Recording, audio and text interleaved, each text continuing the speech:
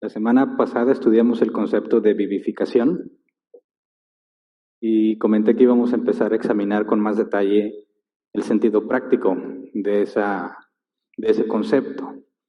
Y de hecho el día de hoy vamos a unir ciertos temas que hemos estado estudiando porque hemos puesto las bases necesarias para empezar a razonar en el tipo de problemas que nuestra cultura enfrenta. Repasemos primero lo que vimos la semana pasada para poder entrar en contexto. Dijimos que la palabra vivificación tiene que ver con dar vida. Y la Escritura enseña que es Dios quien nos da vida por medio del Espíritu Santo.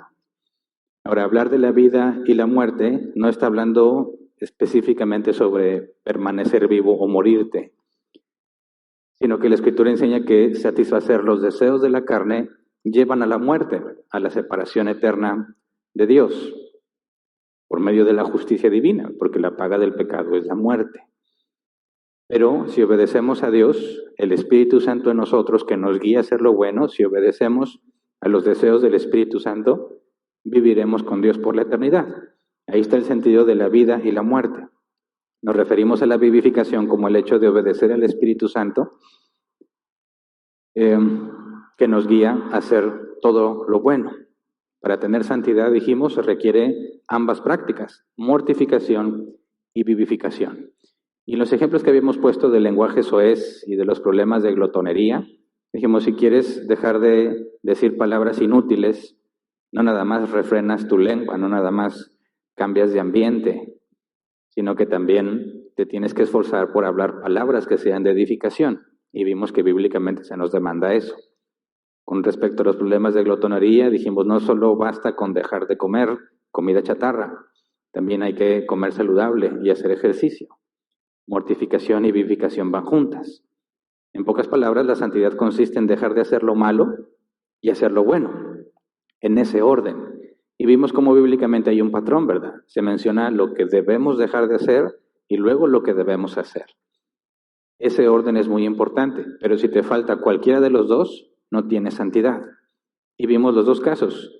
¿Cómo sería si alguien practica la vivificación sin mortificación y viceversa? Dijimos que la vivificación sin mortificación, es decir, hacer lo bueno sin dejar de hacer lo malo, es engañarse a sí mismo. Es como pensar en un hombre que se congrega sin falta pero vive en adulterio. Un hombre que ora todos los días pero maltrata a su esposa. Jesús dijo, si alguien quiere ser mi discípulo, tiene que negarse a sí mismo, tomar su cruz y seguirme. Y la pregunta es, ¿puede alguien ser discípulo de Cristo sin negarse a sí mismo? No se puede.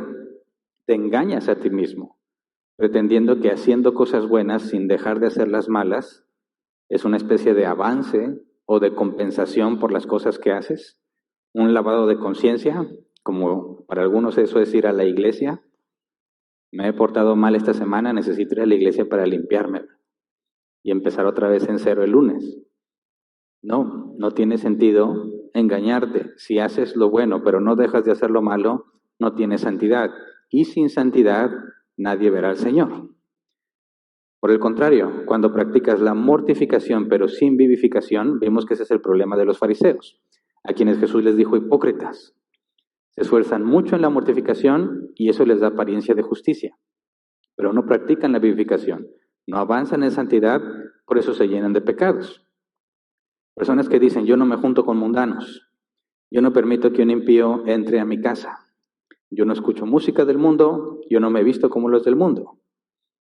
Pero al mismo tiempo, mientras hacen eso, cuando alguien en su congregación, en algún lugar, tuerce la escritura, ellos son de los que gritan amén.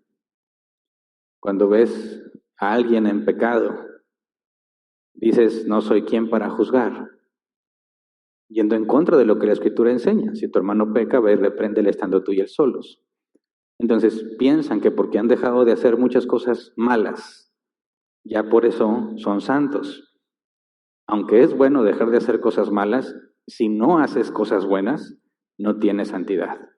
Entonces, en ambos casos son personas que creen ser cristianos, creen ser santos. Y mencionamos que ese es el peor de los tres casos que una persona puede experimentar. El mejor de todos es aquel que es salvo y sabe que es salvo, ¿verdad? Luego el siguiente es aquel que sabe que no es salvo no va a sorprenderse cuando llegue el día del juicio. Odia a Dios. Pero el caso más grave es aquel que piensa que es salvo, pero no lo es. Y es uno de los que caen en estas dos categorías. Se esfuerzan a hacer las cosas buenas, pero no deja de hacer las malas. O simplemente no hace cosas malas, pero tampoco las buenas. Ambas traen confusión. Ambos pueden ser confundidos como auténticos cristianos, pero no lo son. Por eso Jesús enseña que en aquel día se sorprenderán. Tratarán de llamarle a Jesús de una manera íntima y cercana y Jesús les dirá, apártense de mí, hacedores de maldad. Así que es fundamental que practiquemos ambas cosas. Ahora, hasta este punto, ya sabemos todo lo que sucede en el nuevo nacimiento y la consecuencia en nuestras vidas y la responsabilidad, ¿verdad? Ya hemos estudiado lo suficiente, tenemos información suficiente para entender que tenemos responsabilidad sobre nuestras acciones y sobre nuestros sentimientos. Lo que hacemos y lo que sentimos es responsabilidad nuestra. Ahora, aquí es donde vamos a conectar con el primer punto que vimos cuando empezamos a hablar de la nueva humanidad. Fue el 29 de noviembre del año pasado, Fundamentos número 169. Estudiamos el primer punto del tema Nueva Humanidad y el nombre del tema fue el Reino de Dios. Dijimos que por medio de la obra redentora de Cristo, Dios inició la expansión de su reino en el plano terrenal, ¿verdad? Estudiamos que hay un plano espiritual, un plano terrenal, Satanás es príncipe de este mundo, pero Dios prometió que su reino vendría a la tierra.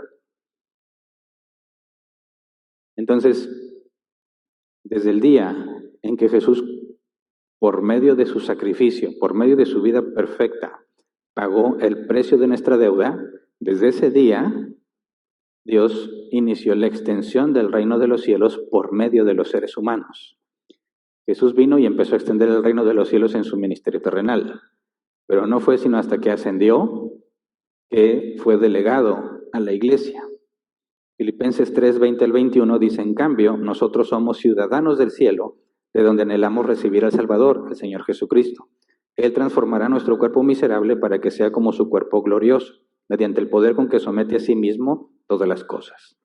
Vimos que el reino de Dios se extiende por medio de la predicación del Evangelio.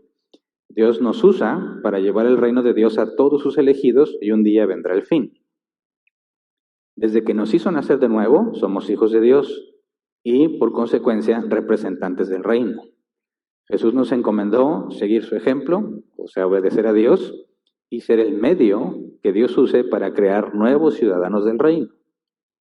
Ahora, dijimos, eres un representante, somos un representante del reino de Dios. El mundo va a tener una probadita de lo que es el reino de Dios por medio de los que pertenecen a ese reino. Se supone que nuestra vida, nuestras acciones, nuestras palabras son la manera en que el mundo experimenta el reino de Dios.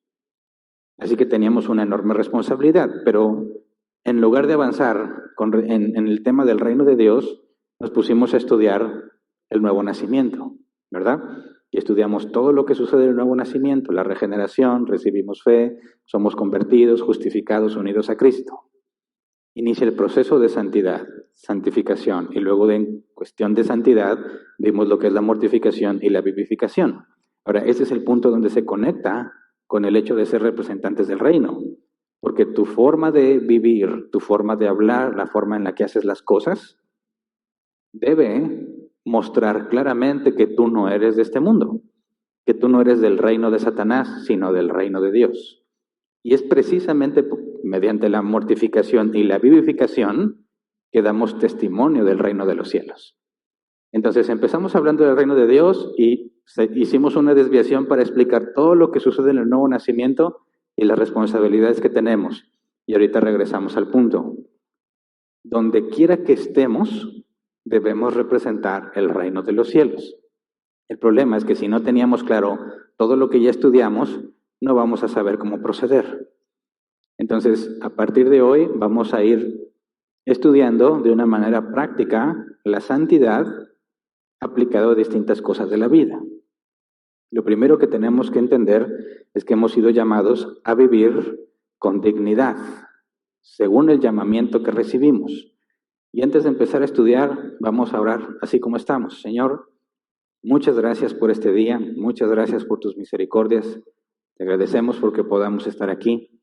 Te agradecemos, Señor, porque podemos estudiar juntos, reunirnos, obedecerte, ser edificados con los dones unos de los otros. Y te rogamos que tu Espíritu Santo nos permita comprender todo lo que hemos estado estudiando, la manera de aplicarlo a nuestras vidas. Que lo que veamos el día de hoy, Señor, no se quede solamente en nuestro cerebro, sino que lo transformes en acciones concretas, visibles a todos los demás. Queremos representarte, Señor, dignamente como tu palabra lo pide, y por eso rogamos que tu Espíritu Santo nos guíe y nos cambie. En el nombre de Jesús, amén. Mira, vamos a Efesios capítulo 4, versículo 1 al 2. Porque vamos a empezar a ver cómo tenemos una responsabilidad implícita a la hora de que practicamos la santidad. Efesios 4, 1 al 2 dice, por eso yo, que estoy preso por la causa del Señor, les ruego que vivan de una manera digna del llamamiento que han recibido, siempre humildes y amables, pacientes, tolerantes unos con otros, en amor. Lo que me llama la atención es cuando dice de una manera digna. La palabra griega se traduce así: una manera o de una forma que corresponde al valor real, algo adecuado, por consecuencia, de manera digna. Ahora, si decimos, bueno, ¿qué es hablar de una forma digna de hacer las cosas? La Real Academia Española dice, entre las distintas definiciones de lo que es digno, la que aplica a nuestro contexto es ser hecho de manera digna, es algo correspondiente, proporcionado al mérito y condición de alguien o algo. Entonces, ¿qué es lo que está diciendo el apóstol Pablo? En pocas palabras, pórtate como si realmente fueses del reino de los cielos.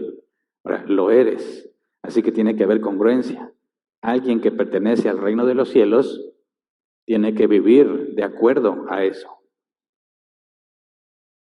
Para vivir de una manera digna, debemos esforzarnos por hacer lo que Dios quiere, ¿verdad? Si hacemos lo que nosotros queremos, lo que proviene de nuestros deseos de la carne, no vamos a vivir de una manera digna y no vamos a representar el reino de Dios, ¿verdad? Pero si en lugar de hacer lo que nosotros queremos, hacemos lo que el Espíritu Santo quiere, ¿cómo sabemos lo que el Espíritu Santo quiere? Por medio de su palabra. Si somos bíblicos, lo que hacemos muestra que realmente somos ciudadanos del reino, porque no reaccionamos, bueno, se supone que no reaccionamos como el mundo, no tratamos a los demás como el mundo, no pagamos mal por mal como el mundo, hacemos lo opuesto, pagamos bien por mal, porque según Jesús eso es lo que muestra que somos hijos de Dios. Entonces, el Hijo de Dios tiene que llegar a la conclusión, si santidad es no hacer lo que yo quiero, sino lo que Dios quiere, la conclusión es inequívoca e inescapable. No vives para ti. No vives para ti mismo. Y esto es fundamental que lo entendamos, porque hay muchos cristianos que piensan que no viven para sí mismos, pero en realidad sí viven para sí mismos. Se convencen mentalmente de que hacen algo, pero en la práctica no lo hacen. Entonces algunos se llaman siervos de Dios, hijos del Dios Altísimo, y cuando los escuchas orar, ¿qué clase de cosas piden? Piden para ellos y para ellos, para su familia, para sus amigos, para fulano, para mengano. Pero nunca piden para Dios. ¿Por qué pediría para Dios si a Dios no le falta nada? No, el sentido de lo que me refiero es que normalmente estás pidiendo cosas que tú quieres, que tú necesitas, que tú crees que debes de tener. Pero no le pides a Dios que en lugar de que te dé cosas para ti, te use para Él. ¿Se entiende? Los que están decretando y profetizando que vienen cosas buenas, que vienen sanidades, bendiciones, etcétera. Sus peticiones, sus oraciones claramente reflejan para quién viven. No viven para Dios, viven para sí mismos. De boca, de labios para afuera, aseguran ser siervos de Dios. Pero un siervo no es libre para hacer lo que él quiere. Un siervo solo hace lo que su amo le dice, lo que su amo le ordena. Si nosotros somos siervos de Dios, no puedes vivir para ti mismo. Tienes que vivir para Dios. Pero ahí surge una pregunta muy importante. Es, oye, si yo voy a trabajar, ¿estoy trabajando para mí o para Dios? Si yo como para mí o para Dios. Si lo que sea, compras, haces, deshaces, te paseas o no, lo estás haciendo para ti o para Dios. Y ahí se vuelve complejo. Pero el apóstol Pablo nos dice en Romanos capítulo 14, versículos 7 y 8, dice, porque ninguno de nosotros vive para sí mismo, ni tampoco muere para sí. Si vivimos, para el Señor vivimos, y si morimos, para el Señor morimos. Así pues, sea que vivamos o que muramos, del Señor somos. Entonces, aquí hay un sentido en la vida cristiana en el que si aplicas la mortificación y la vivificación, llegas a la conclusión de que no vives para ti, ¿verdad? Que no estás haciendo lo que tú quieres, estás enfocado en hacer aquello que Dios quiere. Pero hay muchas actividades que hacemos que no relacionamos con el concepto de mortificación y vivificación, como ir a trabajar. Voy a trabajar porque tengo que trabajar, ¿verdad? La cultura en la que vivimos, el sistema que tenemos, la manera en que se rige nuestra sociedad, requiere que tú aportes valor a alguien más. Y si eres capaz de aportar valor a alguien más, se te va a dar dinero a cambio. Si no tienes la capacidad de aportar algún beneficio a alguien más, no vas a poder vivir en esta sociedad. Porque para recibir dinero tienes que aportar beneficio, tienes que aportar valor. Entonces desasociamos los conceptos de la santidad con las cosas de la vida diaria. Y mentalmente hacemos una división. Esto es de Dios, esto es de la vida común. Estas cosas son para la iglesia, estas cosas son para mi vida. Y inconscientemente las separamos. Y hay cosas que hacemos para Dios y decimos que es para la gloria de Dios, y hay cosas que hago para mí, que son para mí y para mi familia. Pero lo que la Escritura nos enseña es que si estás practicando la mortificación y la vivificación, nada es para ti, nada. Todo es para Dios. ¿Cómo es que es para Dios? El apóstol Pablo lo dice así, 1 Corintios capítulo 10, versículo 31. En conclusión, ya sea que coman o beban o hagan cualquier otra cosa, háganlo todo para la gloria de Dios. Y esa es la clave. Todo lo que hagas, comas o bebas, es decir, yo como, ¿eso es para mí o para Dios?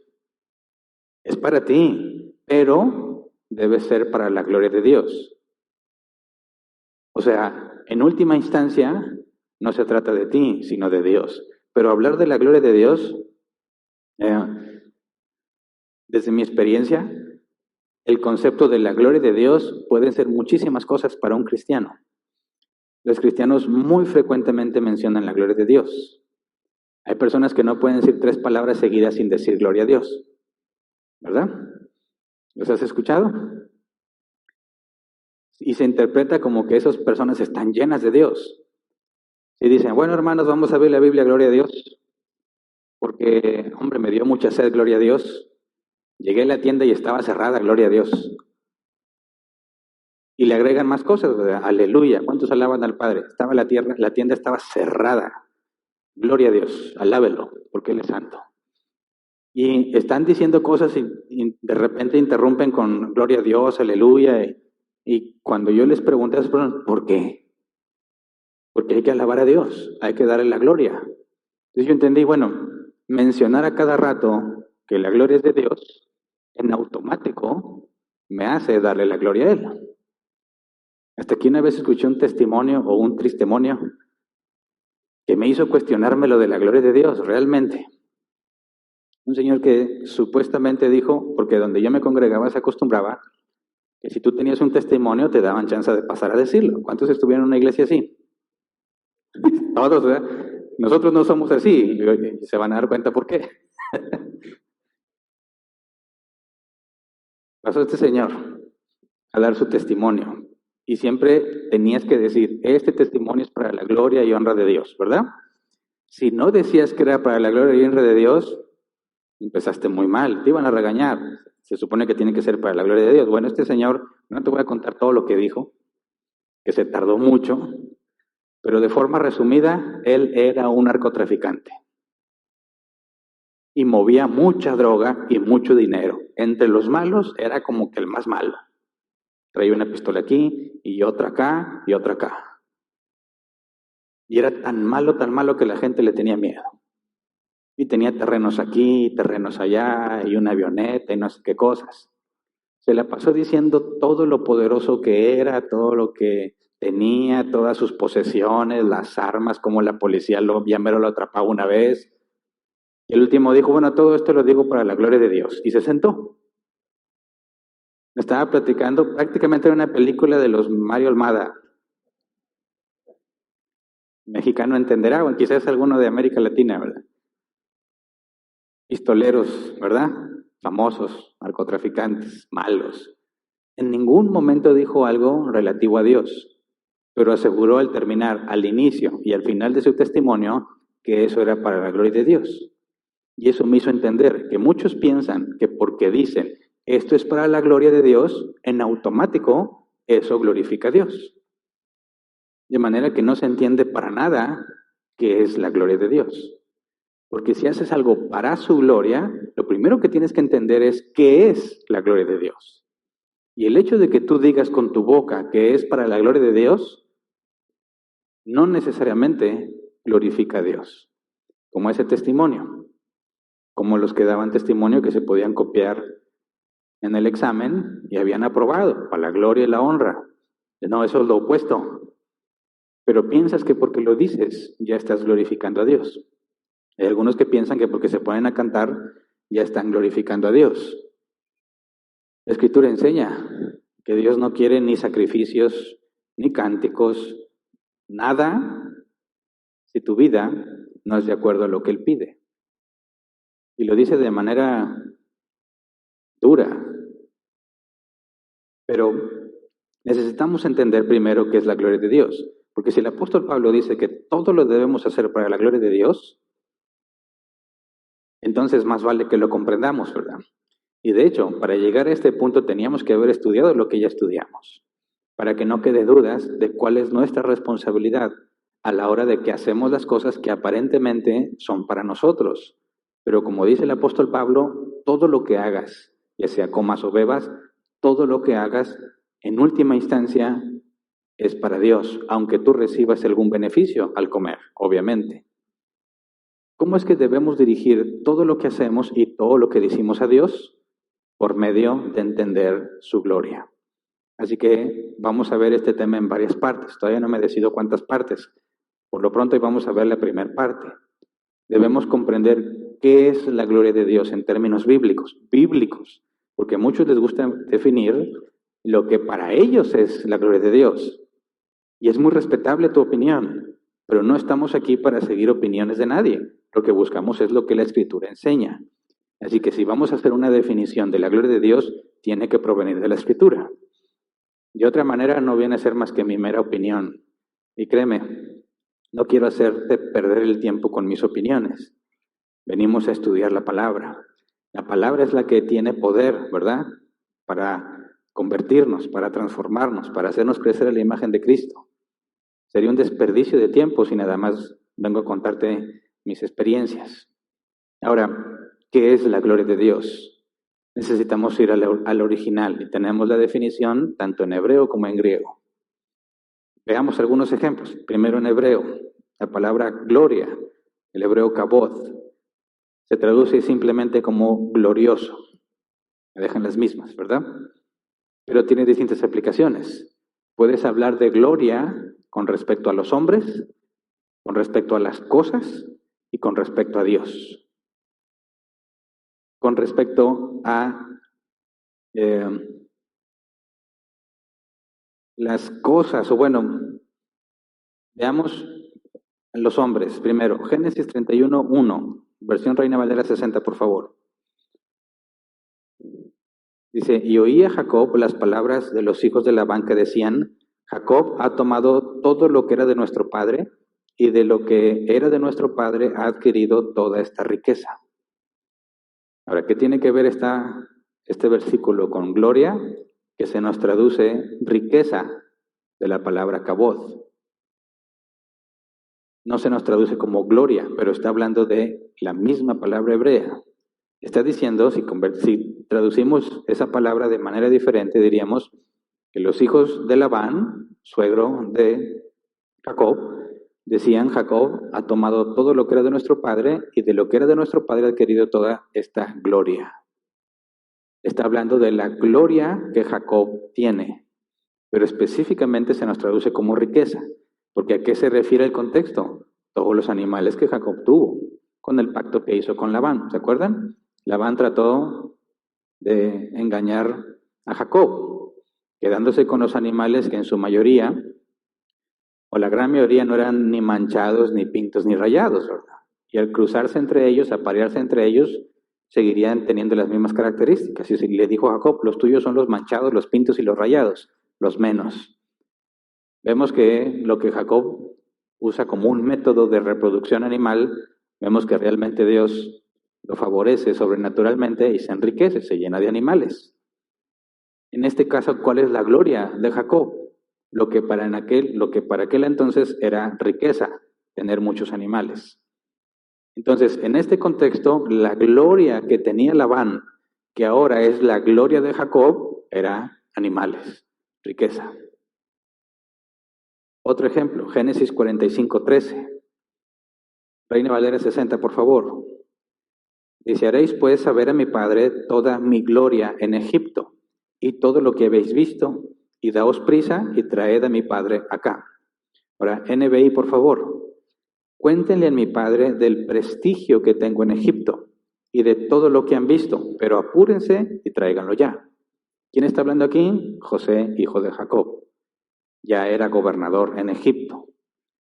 Y aquí dice, según la Reina Valera 60, haréis pues saber a mi padre toda mi gloria en Egipto.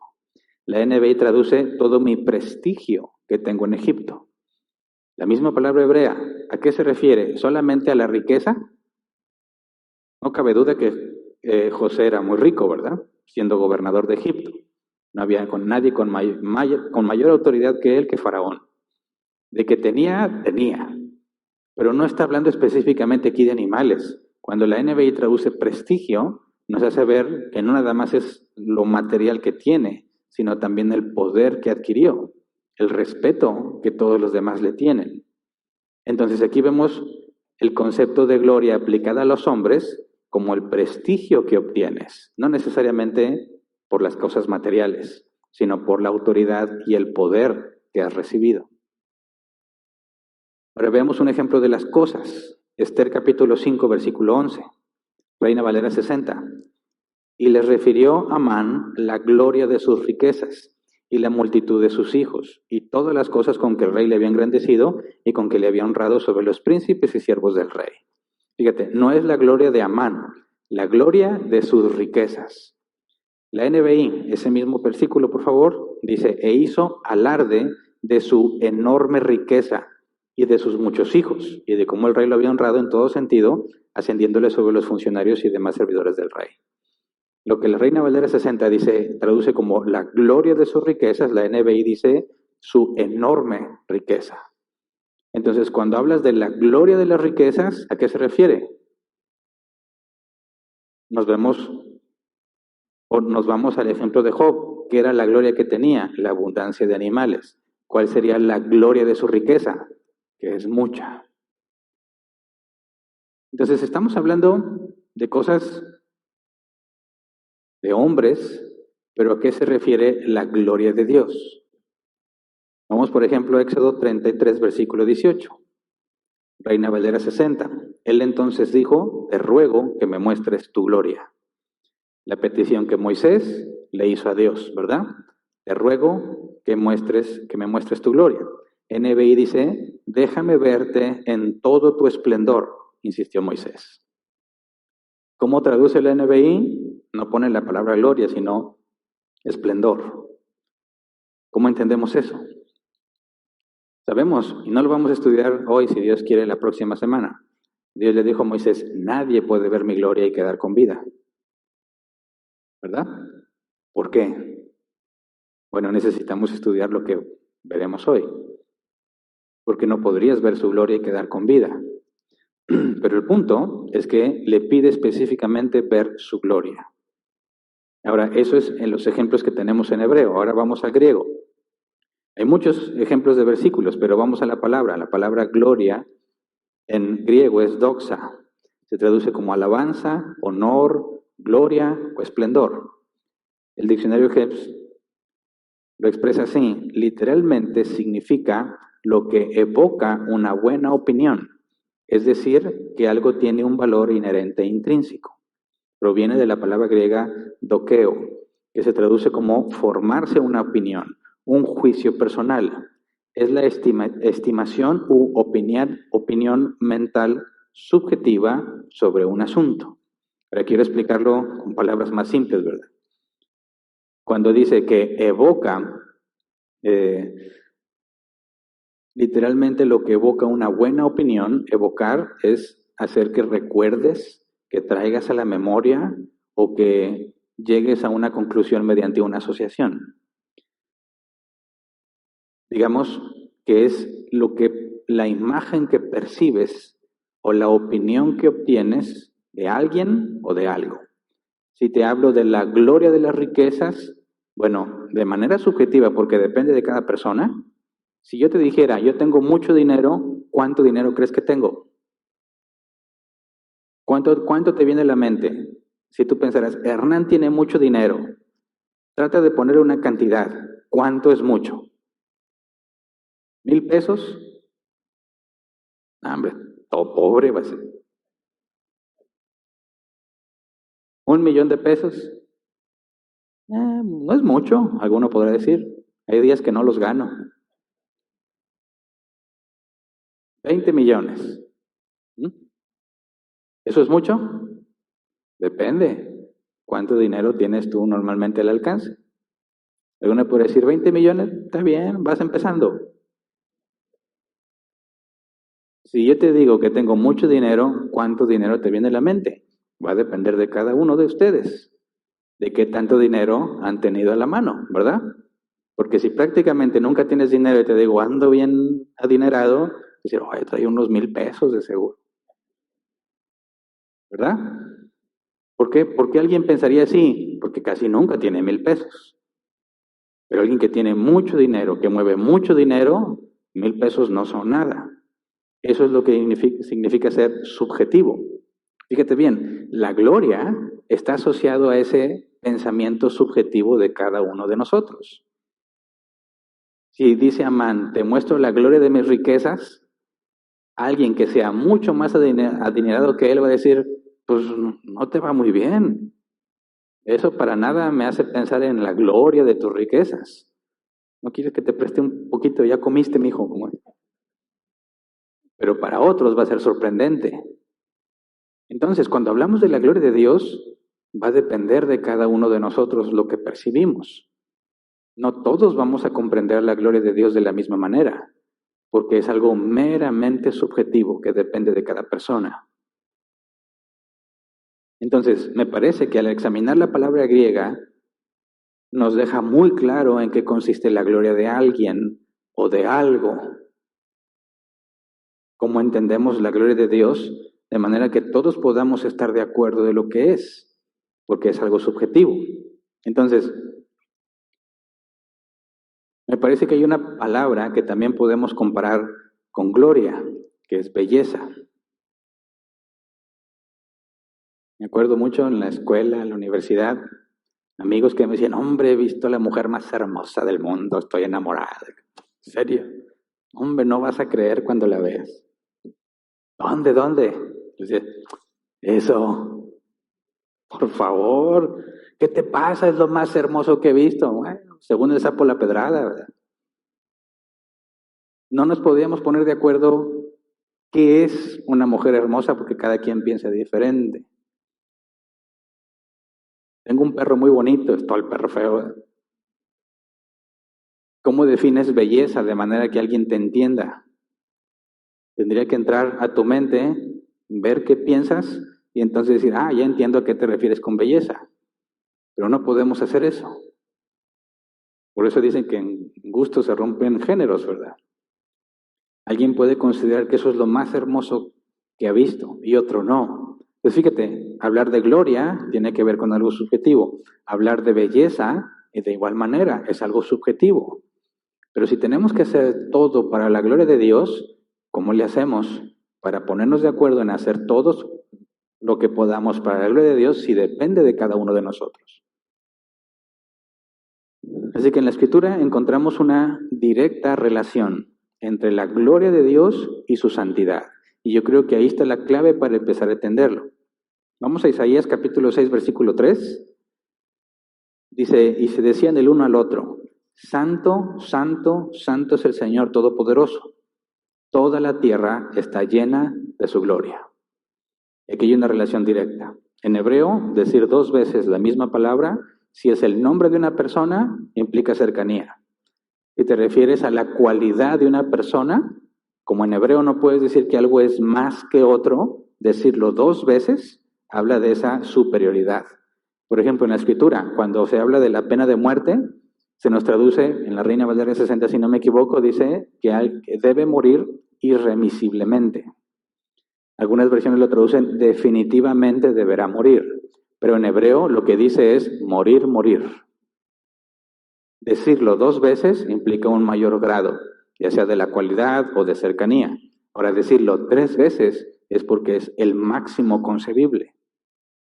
Cuando se le dice a Dios, Santo, Santo, Santo, algunos dicen es que está hablando de la Trinidad. El Hijo es santo, el Padre es santo y el Espíritu es santo y el Espíritu Santo es santo. Pero no, eso lo está sacando de contexto. En el hebreo, eso implica que el máximo grado de santidad está en Dios. Entonces, santo, santo, santo, no hay nadie santo como Dios. Toda la tierra está llena de su gloria.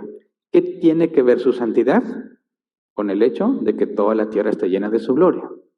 Vamos a otro ejemplo, Levítico 10, 3. Levítico capítulo 10, versículo 3. Moisés le dijo a Aarón, de esto hablaba el Señor cuando dijo, entre los que se acercan a mí manifestaré mi santidad, y ante todo el pueblo manifestaré mi gloria. Y Aarón guardó silencio. ¿Qué acababa de suceder aquí? Dios había matado, consumió con un fuego sobrenatural a sus dos hijos mayores, Nadab y Abiú, que habían sido consagrados como sacerdotes. Los mató en un instante, a la vista de todos. ¿Y qué es lo que dice? Entre los que se acercan a mí, está hablando de Nadab y Abiú, y todos los demás, entre los que se acercan a mí, manifestaré mi santidad, y ante todo el pueblo manifestaré mi gloria. La santidad de Dios se manifestó al matar a Nadab y Abiú. Y como consecuencia de eso, se manifestó su gloria. ¿Cuál es la relación entre la gloria de Dios y su santidad? Ahí está, me parece, la clave de entender cómo debemos percibir la gloria de Dios.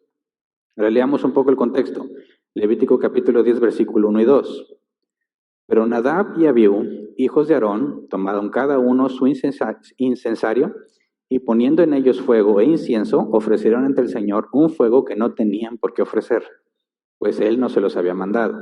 Entonces salió de la presencia del Señor un fuego que los consumió y murieron ante Él.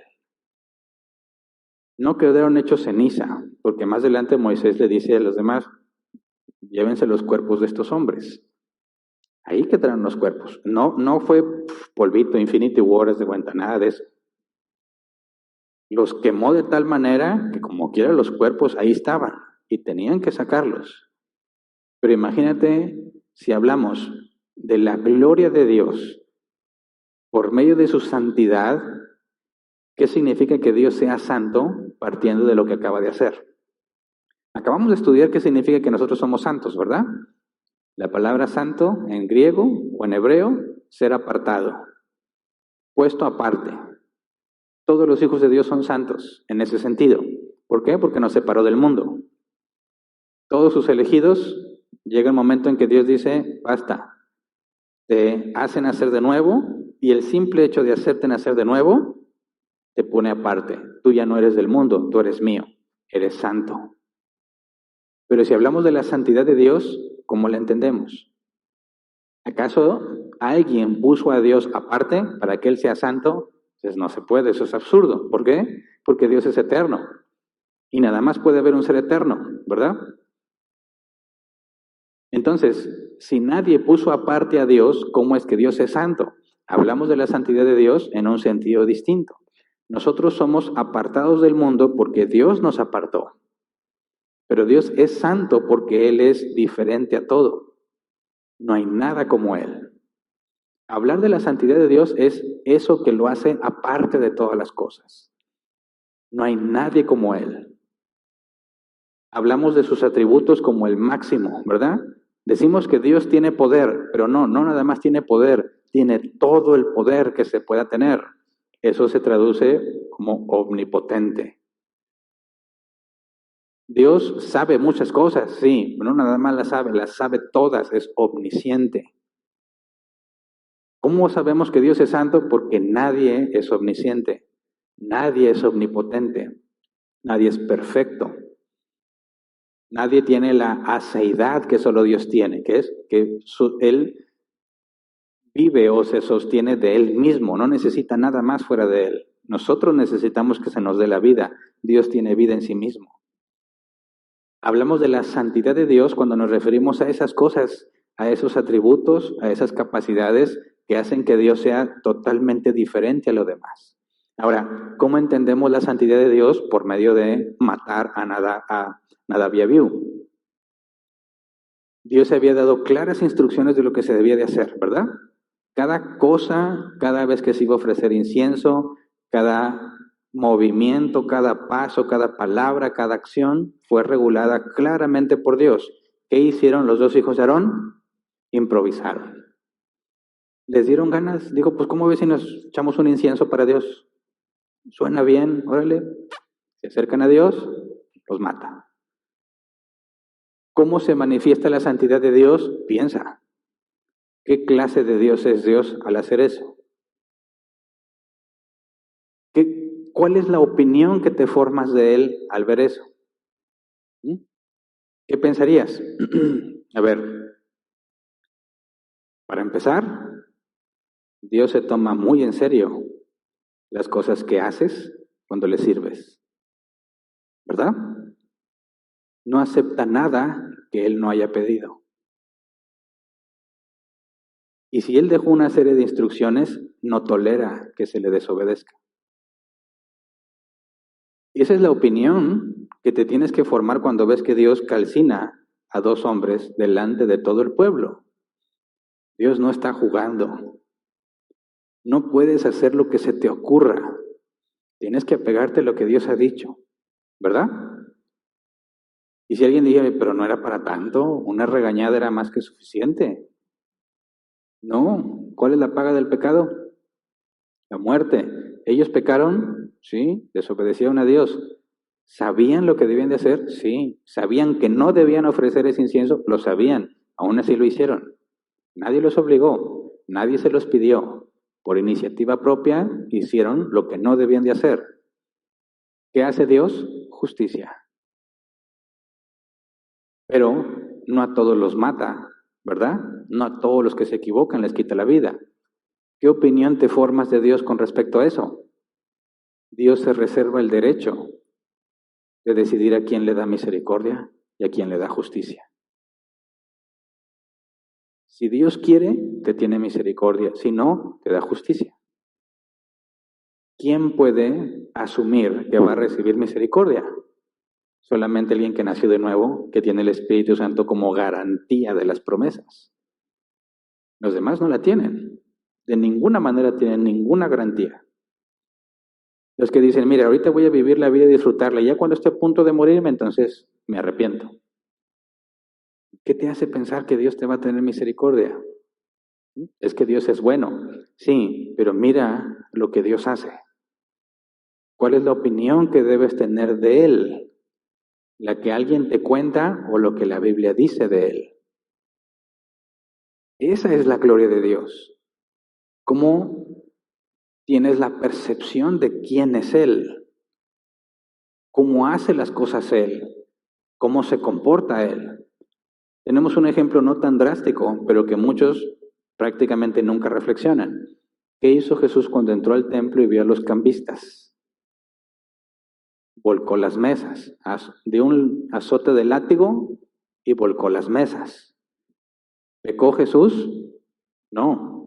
está haciendo lo correcto, está sacando a los ladrones de la casa de su padre. No hay nada injusto en eso, al contrario, es lo justo. ¿Por qué no se los dijo de una manera más delicada? Oigan, por favor, muchachos, ¿podrían salirse y ya no volver? Esto no me gusta. Seamos civilizados. Por favor, váyanse. ¿No? Imagínate, eres cambista, tienes todas tus monedas, ¿verdad? Porque no nada más había un cambio de una moneda, distintas monedas por la moneda oficial del templo. Te ganabas una lana con cada cambio, ¿verdad? Tienes acomodadas tus moneditas y llega Jesús.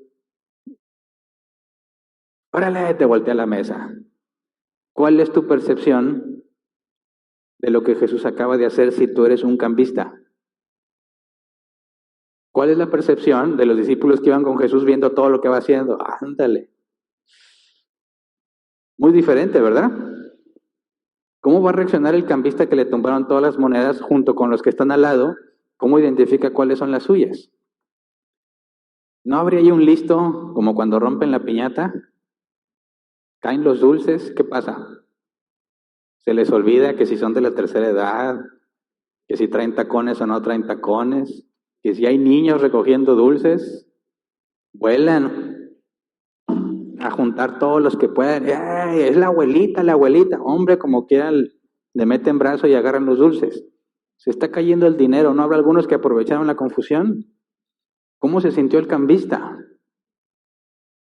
¿Se sentiría que abusaron de él? ¿Que Jesús hizo algo muy malo? Seguramente sí. Sigue siendo parte de la gloria de Dios. Quien dijera, es que eso está mal, pero nunca los quitan, no hay nadie que se atreva a quitarlos, porque les genera dinero. Y ve a Jesús que llega haciendo eso, me ha dicho, ándale, así debe de ser. Así se debe de sacar a la gente de aquí. Él percibe una opinión totalmente distinta de la que el cambista percibe. Pero como quiera, Dios se está glorificando. ¿Se entiende por qué? Porque desde mi percepción, que no soy cambista, digo, eso es justo. Qué bueno que los quitaron. Desde la postura del cambista, ¿por qué me haces esto? ¿Qué clase de Dios eres? Por eso la Biblia cuando dice que allá afuera es el lloro y crujir de dientes es una expresión de alguien que está airado, enojado. La gloria de Dios produce el crujir de dientes. Esto es muy importante porque todo lo que hagamos debe ser para la gloria de Dios. Y la manera en que la perciben las personas es muy distinta. Pero tenemos que asegurarnos de que Dios sea glorificado. Lo que no podemos controlar es cómo se va a percibir la gloria. Y esto genera conflictos porque siempre queremos que la gente se sienta bien cuando hablamos de Dios, ¿verdad? Si tienen problemas, no te preocupes, Dios va a resolver tus problemas. Y pensamos que lo estamos glorificando, porque estamos hablando bonito de Dios, ¿verdad? Pero la Escritura dice que Dios te va a resolver tus problemas. Claro que no. De hecho, con lo que estudiamos, tienes más, ¿verdad? Entonces, ¿por qué alguien le diría a una persona que Dios le va a resolver sus problemas? ¿Es eso para la gloria de Dios? Sí, es para la gloria de Dios, dicen algunos. ¿Por qué? Porque se va a querer acercar. ¿Y a poco acercarse a Dios es algo malo? Espérame, ¿por qué se está acercando a Dios? ¿No dice la Biblia llorar con los que lloran? Si un ladrón se le frustra el robo y llora, ¿debes llorar con él? ¿Sí o no? Me iba a robar 1,000,000, pero me agarraron. Tú ya. ¿Te pones a llorar con él? Pobrecito, ya habrá más millones que robar. ¿Cómo lloras con él? Ahora, ¿cómo glorificas a Dios cuando él llora? Y no puedes llorar con él. Ahí es donde los cristianos ya no sabemos qué hacer. Nos metemos en conflicto. Porque pensamos que la gloria de Dios es que la gente sienta bonito, que sienta ñáñaras, que quiera correr a los brazos de Dios. Cuando el que hace injusticia conocerá la gloria de Dios por medio de la justicia. Y es la única esperanza que tenemos de que Dios le permita entender. Porque si, como decimos acá, le sobas el lomo al delincuente, lo va a seguir haciendo. Pero si castigas justamente al delincuente, tienes la esperanza de que Dios le haga entender y ya no quiera hacerlo. Y cuando le hablas de justicia al delincuente, estás glorificando a Dios, aunque al delincuente no le gusta lo que está escuchando.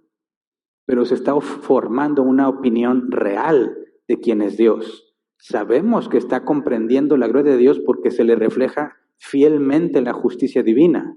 Y aunque no le gusta, está experimentando la gloria de Dios. ¿Se entiende? Entonces, ¿cómo le hacemos para asegurarnos que lo que hagamos, cualquier cosa que sea, termine glorificando a Dios, haciendo lo que Él dice? Vivificación. Si ponemos en práctica la vivificación, glorificamos a Dios. ¿Por qué? Porque el momento en que hacemos lo que Dios ha dicho, o decimos lo que debemos decir porque Dios así lo ha especificado, o dejamos de hacer las cosas que no debemos hacer, estamos comunicando cómo es Dios y se forma una opinión, todo el que nos conoce. A algunos les gusta, a otros no les gusta, pero eso no tiene nada que ver con la gloria de Dios, mientras tú estés reflejando fielmente lo que Dios ha dicho.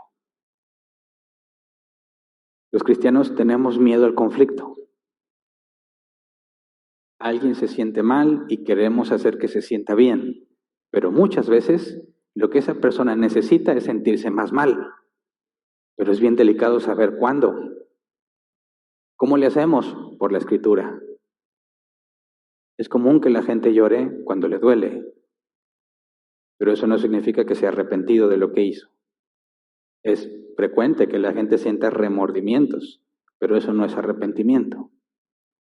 Y cuando viene el delincuente a llorar por remordimiento, no le puedes hablar de gracia, porque no hay arrepentimiento.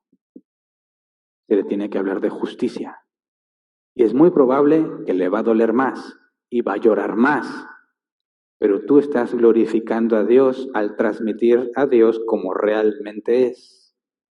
¿Se entiende?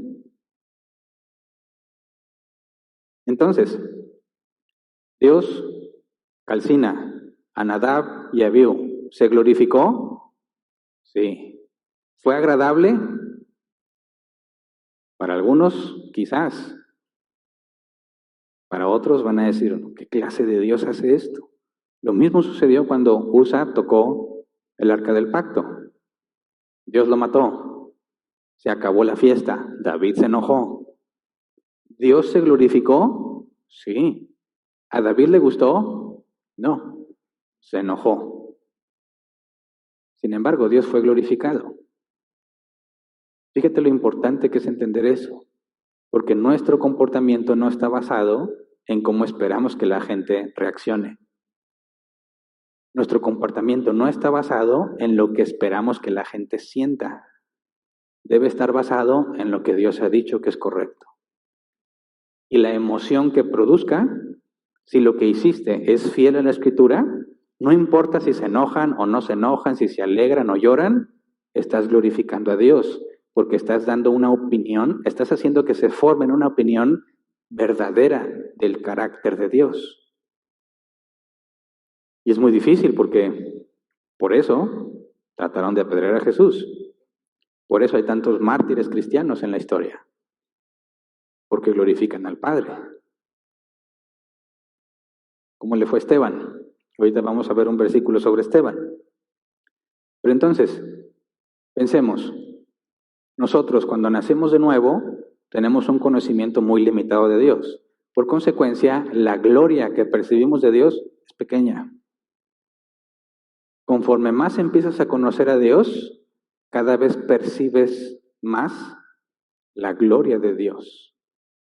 Mientras más conoces cómo eres tú, la maldad que hay en ti y la perfección que hay en Él, más percibes la gloria de Dios. Entonces, para tener un concepto amplio de la gloria de Dios, tienes que conocer la Escritura, lo que dice de ti, lo que dice del mundo, lo que dice de Dios mismo. Y entonces te maravillas con la gloria de Dios, pero nada más tú, nadie más, a menos que pueda entender lo mismo que tú entiendes. Por eso es que podemos estar, no sé si te ha pasado, podemos estar examinando un pasaje bíblico. Y si estás entendiendo, como a mí me pasa, me apasiono y quiero seguir estudiando. Se me olvida si ya comí, si tengo sueño, se me olvida todo, quiero seguir aprendiendo. Y cuando voy bien contento de decírselo a alguien, dice, sí, no, sí, está bien. Y dices, o sea, ¿cómo? O sea, tú ya sabías. No, pero está bien. Dices, ¿por qué? ¿Por qué no les asombra? No tienen el mismo concepto, no perciben de la misma manera la gloria de Dios. Mientras más lo conoces, mientras más te conoces, bíblicamente hablando, más percibes su gloria. Pero indistintamente de qué tanto puedan percibirla, tu tarea es glorificar a Dios. Por eso es que los cristianos han sido perseguidos en toda la historia. Porque no buscan que la gente se sienta bien. Buscan hablar la verdad para que el Padre sea glorificado, aunque no les guste a quien la escucha. Ay de mí, dijo Pablo, si no anuncio el Evangelio. ¿Y cómo le fue por anunciar el Evangelio? Le fue muy mal.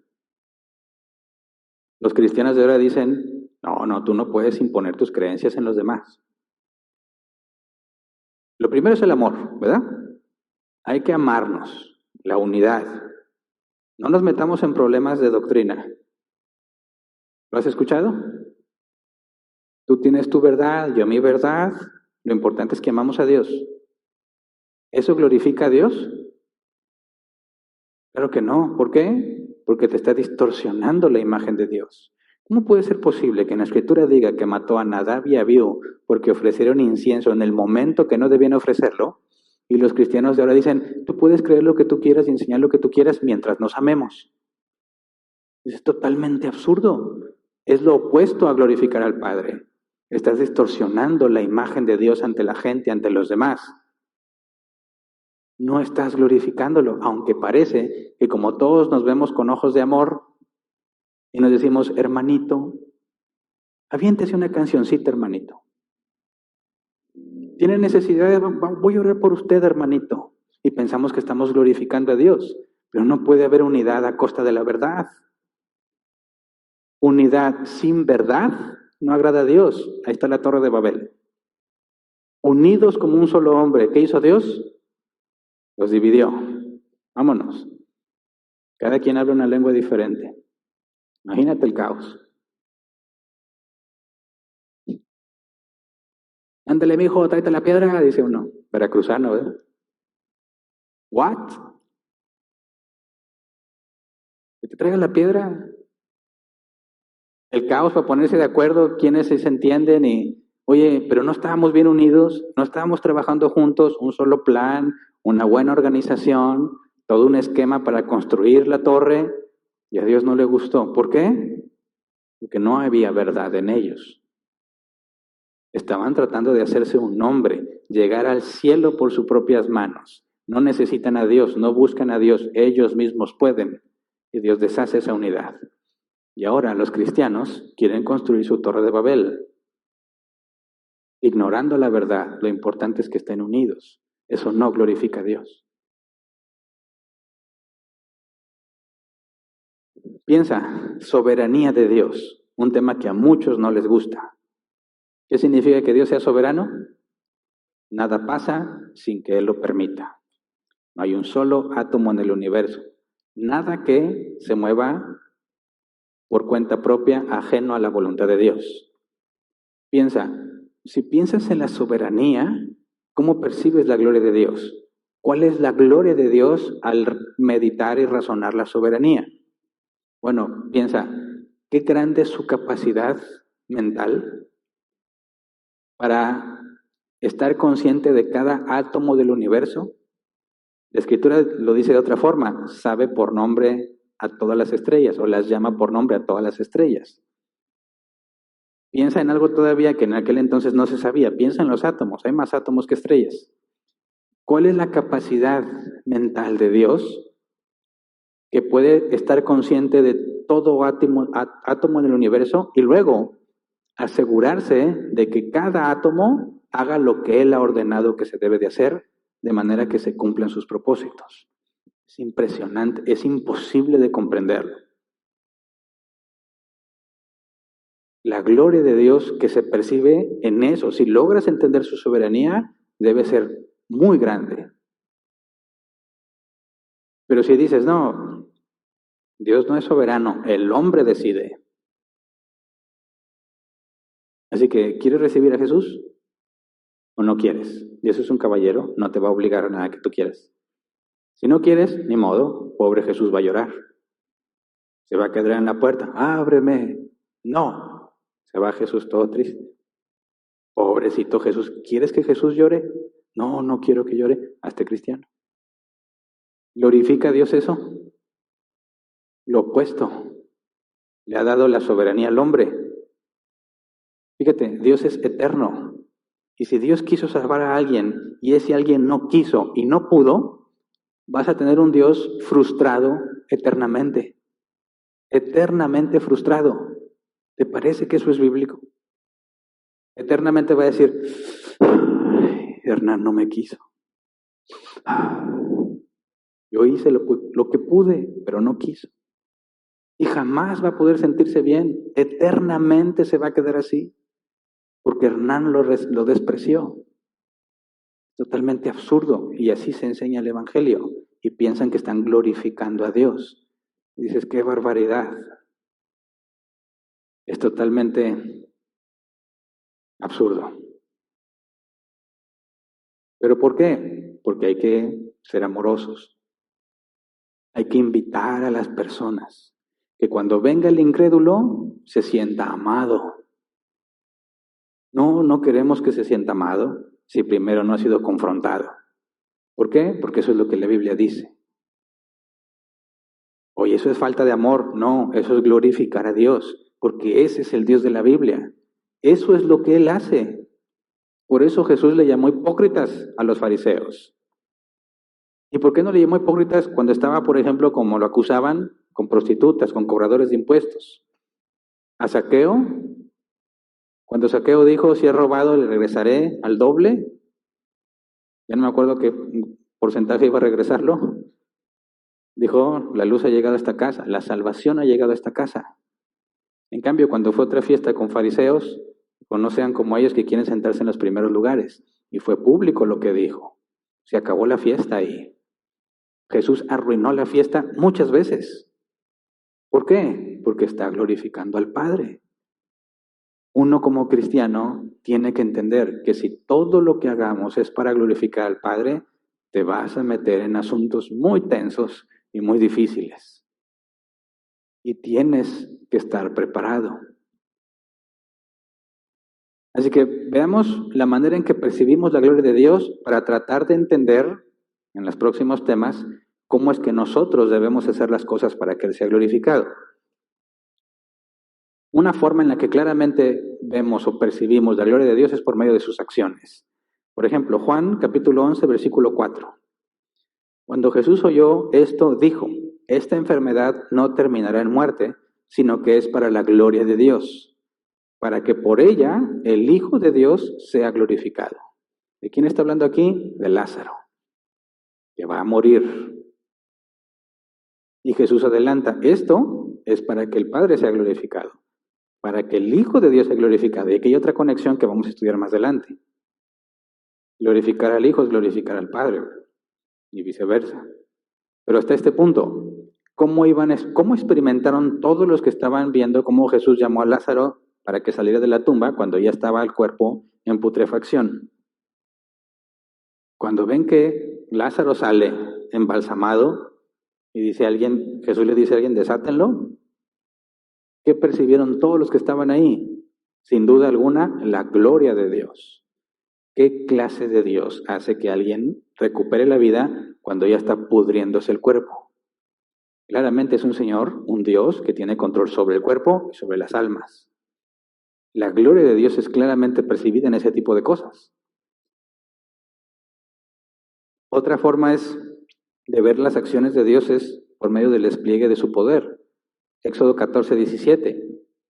Dice, yo voy a endurecer el corazón de los egipcios para que los persigan.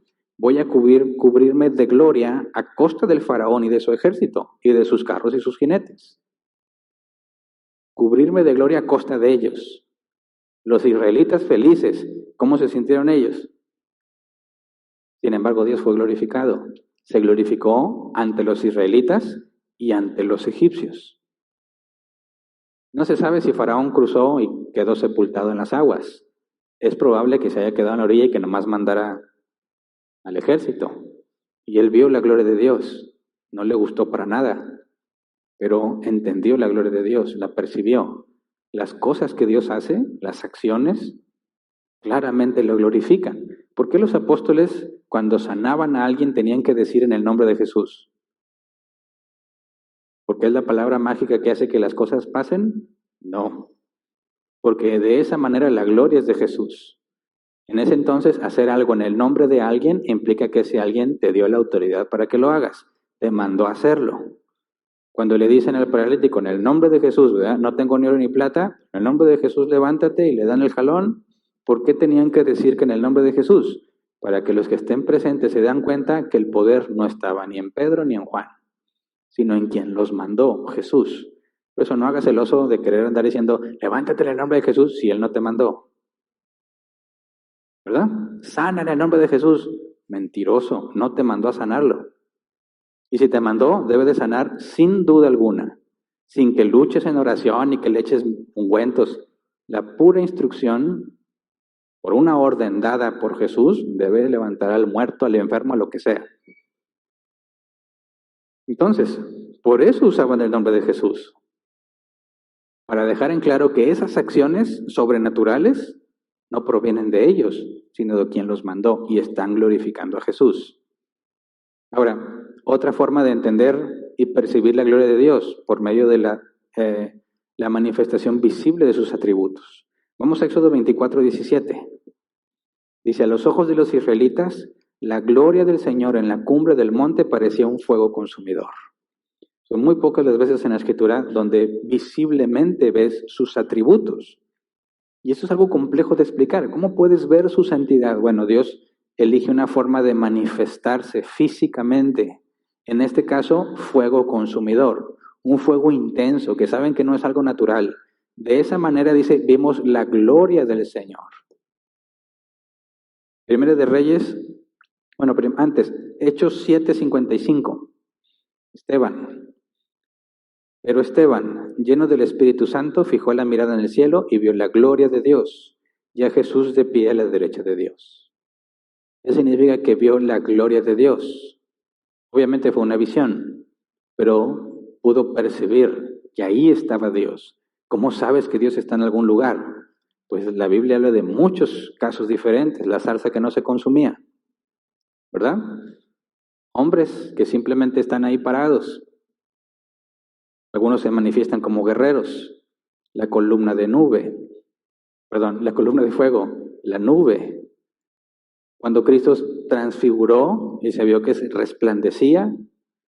Cuando Jesús se aparece a Pablo rumbo a Damasco, una intensa luz como el sol, una manifestación visible de sus atributos, la gloria de Dios. Primera de Reyes 8, versículo 10 al 11. Cuando los sacerdotes se retiraron del lugar santo, la nube llenó el templo del Señor, y por causa de la nube los sacerdotes no pudieron celebrar el culto, pues la gloria del Señor había llenado el templo. Algo visible. Y una que es muy común, aunque difícilmente percibida por muchos, Salmos 19, versículo 1 al 4, por medio de su creación.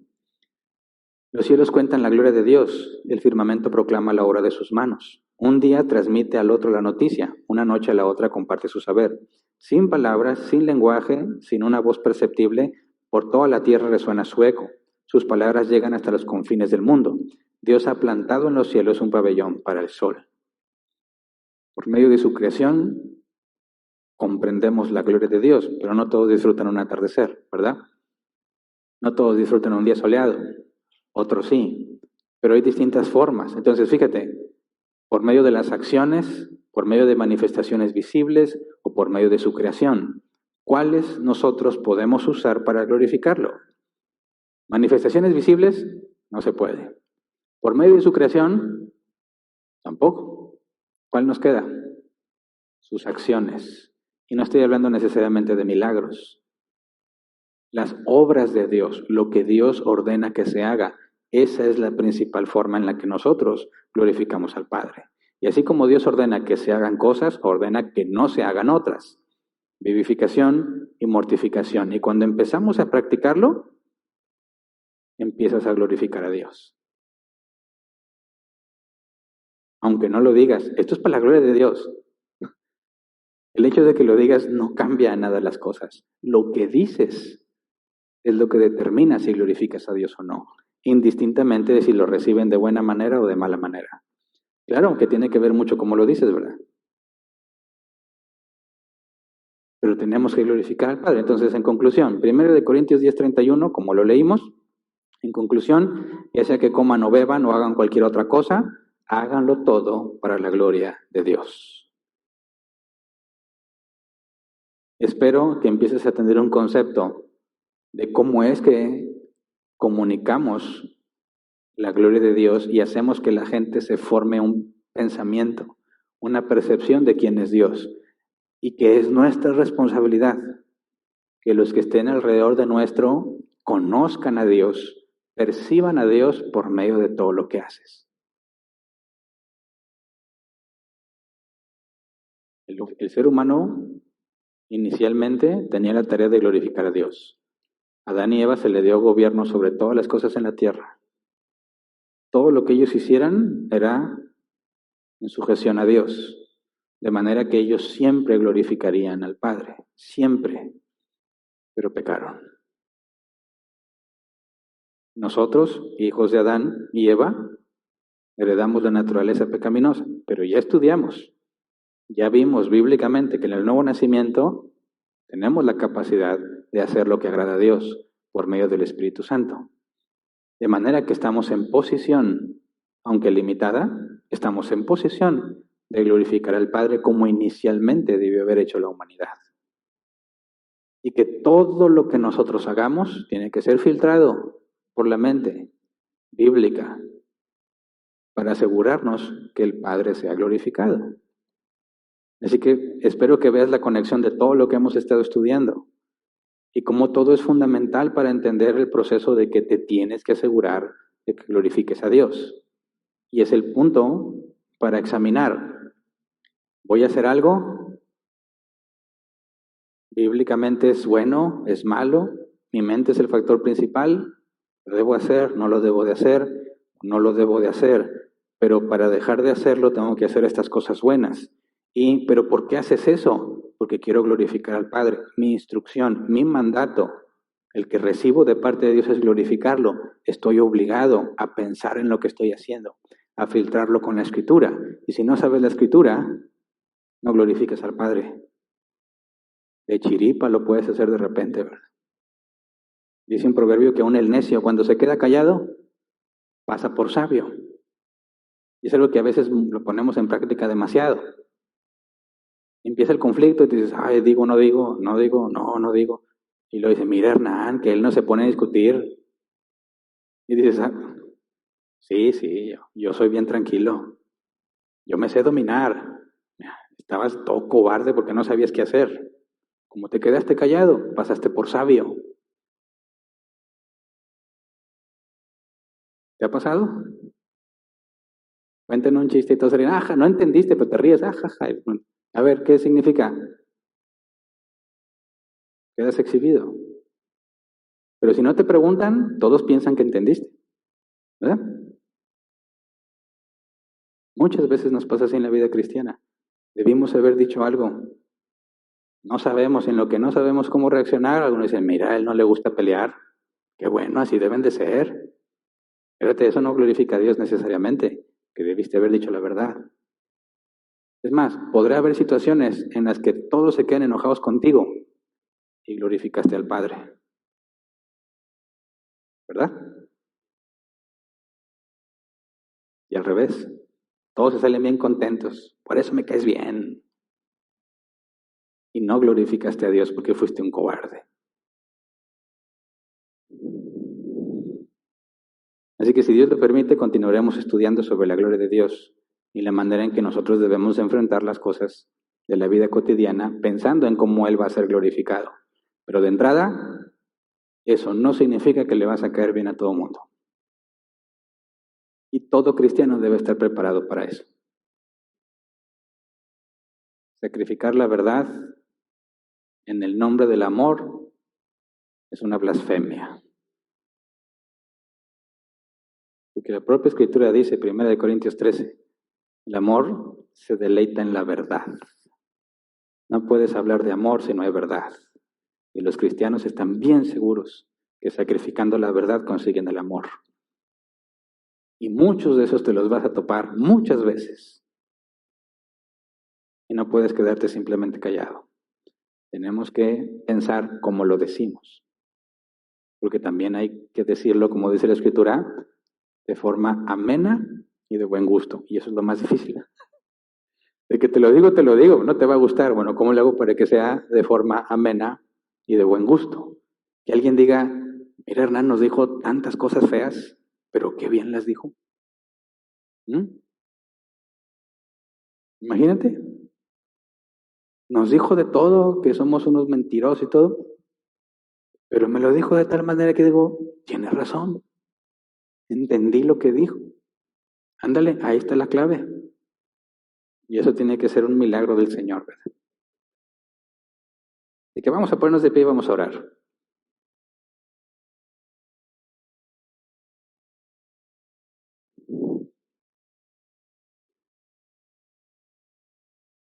Nos levantamos hoy, te maravillaste de la gloria de Dios al diseñar las manos que te dio. Por supuesto que no. ¿Por qué? Porque siempre las tienes. Pero si no tuvieras y un día amaneces con una mano, vas a decir, qué grande es Dios.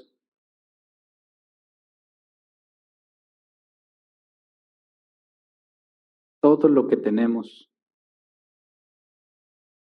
es una enorme muestra de la gloria de Dios. Y no hemos aprendido a valorarlo. No la vemos. Nos acostumbramos a lo bueno. Y a veces no nos va como queremos y nos quejamos, porque pensamos que merecemos más. Y estás ciego a la gloria de Dios, que no te mereces nada. Y eso es irónico, pero nos pasa. ¿Cómo puede ser que vivimos llenos de milagros, de cosas que no tienes por qué estar viviendo? Es pura gracia y misericordia de Dios y aún así dices, me va mal. ¿Por qué Dios no me da más? Tenemos que ser capaces de percibir la gloria de Dios para así pensar en cómo glorificamos a Dios en lo que hacemos. A veces son las cosas insignificantes las que mejor comunican la gloria de Dios. Cuando están maltratando a alguien y tú simplemente dices, ya déjelo en paz. A ese que maltrataron, lo que dices revela mucho. Gente acostumbrada a que es invisible y que a nadie le importa que los maltraten. Cuando un cristiano habla en favor de ellos, no tienes idea de cómo estás glorificando a Dios a los ojos de ellos. Y aunque los demás digan, ay, aguafiestas, también te estás glorificando a Dios con ellos, pero la percepción mayor va a ser del que estaba siendo abusado. Pequeñas cosas. Pero estamos tan acostumbrados a las bendiciones que no las vemos. Y todos cometemos ese error, todos sin excepción. Hay que estar conscientes de lo que tenemos.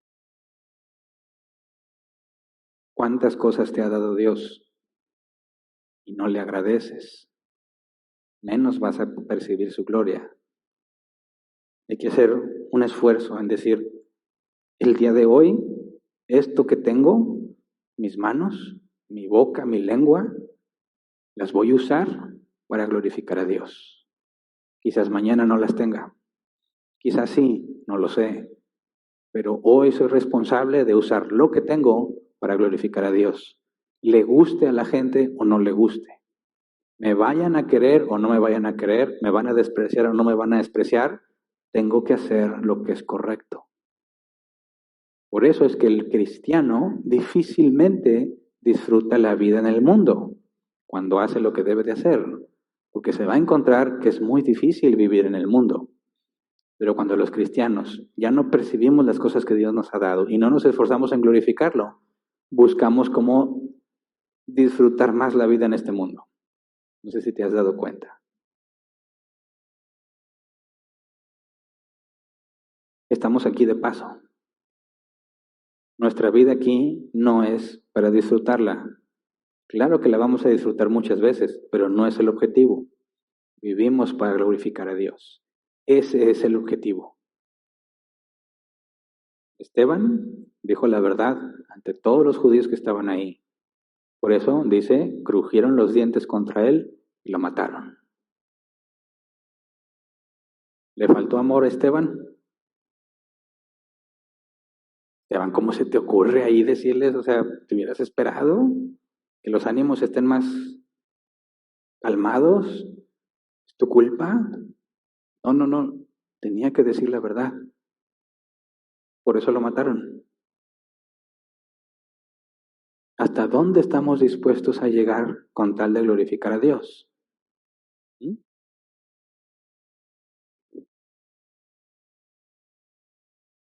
Hay mucho que pensar, hay mucho que estudiar, hay mucho que reflexionar y mucho que pedir perdón a Dios.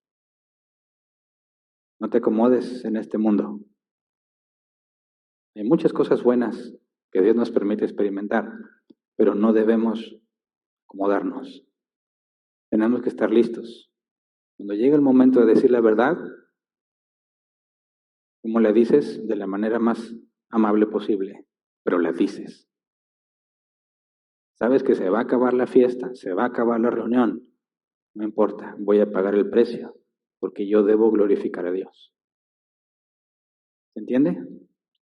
Es ahí cuando nos identificamos con los profetas del Antiguo Testamento. ¿Cómo les iba? ¿Por qué los trataban así? Porque decían la verdad. Y oye, porque a mí nadie me trata así. ¿Por qué será? Yo tengo puros amigos muy buenos, todos me quieren. Qué bueno, pero se me hace que hay algo que no estás haciendo. Porque sí, hay un grado en el que todos nos toleramos unos a otros, ¿verdad? Como, imagínate, cada loco, todos estamos locos en cierta manera, ¿verdad?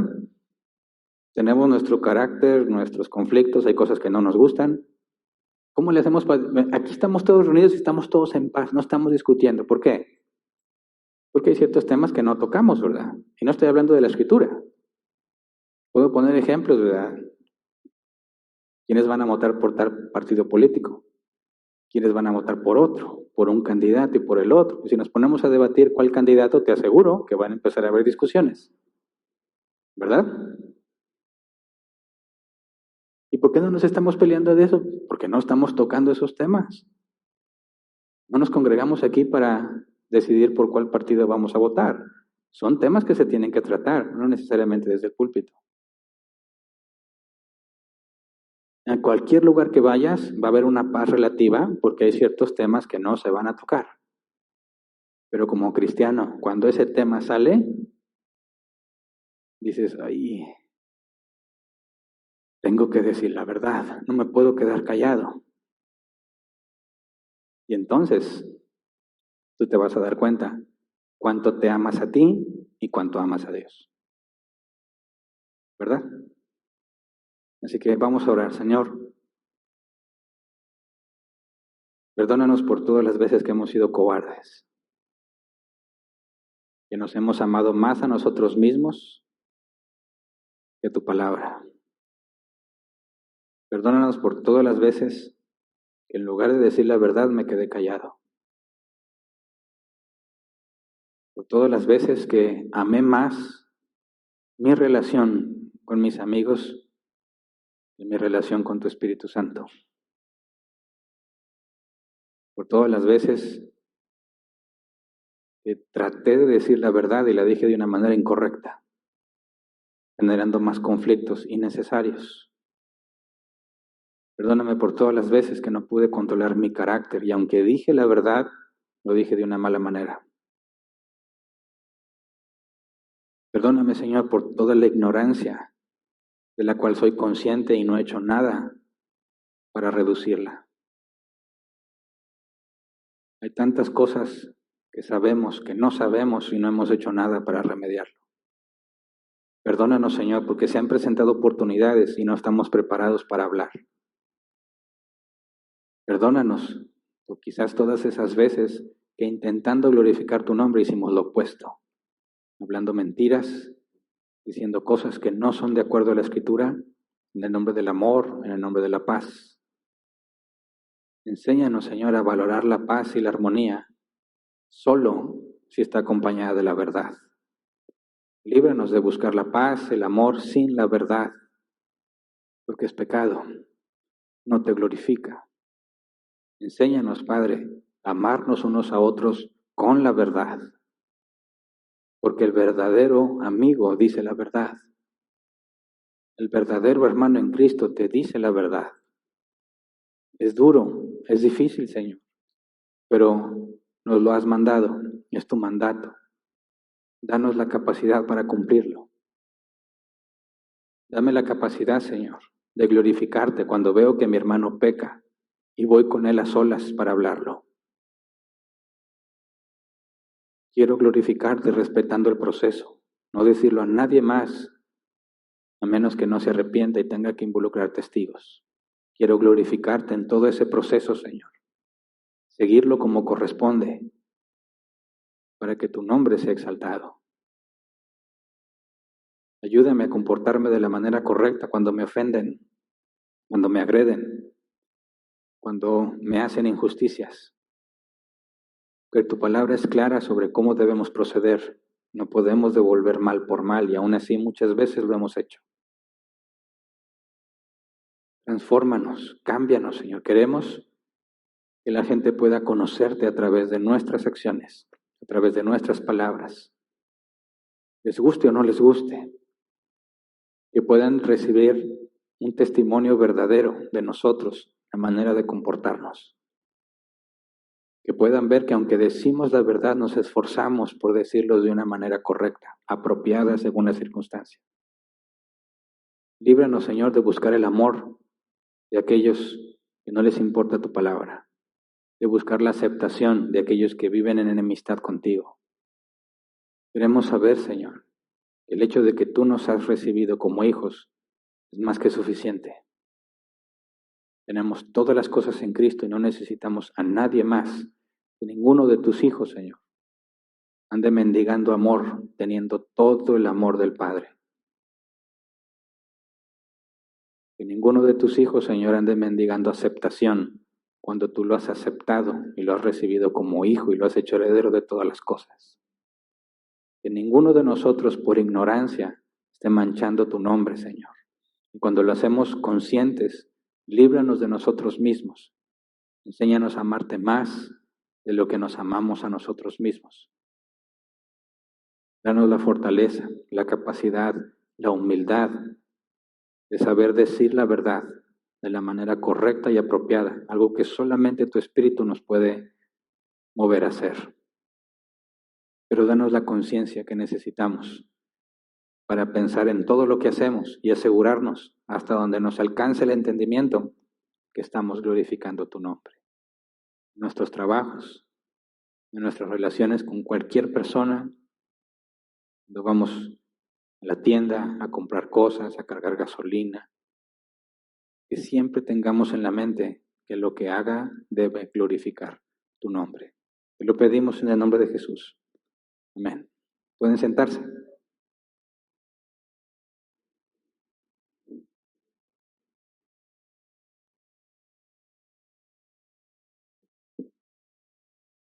Pasamos a la sección de preguntas y respuestas.